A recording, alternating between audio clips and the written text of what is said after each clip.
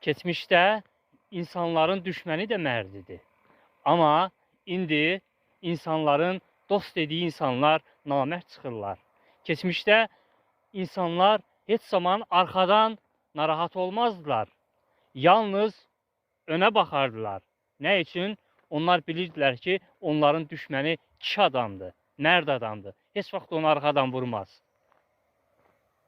Babalarımız nə danışırdı? Babalarımız danışırdı ki, yatmışdım, səhər durdum ki, yanımda bir patron var.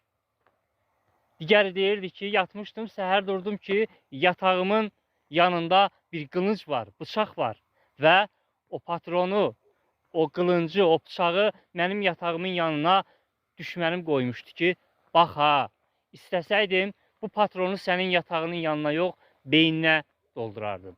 İstəsəydim bu qılıncla, bu bıçaqla sənin başını üzərdim. Amma mən sənin düşməninəm, namərd deyiləm. Ona görə də insanlar heç zaman arxadan narahat olmurdular. Amma indi dost dediyin insan səni arxadan hər an vura bilər. İnsanlar arxadan daima narahatdırlar. Ona görə də insanlar rahat yaşaya bilmirlər.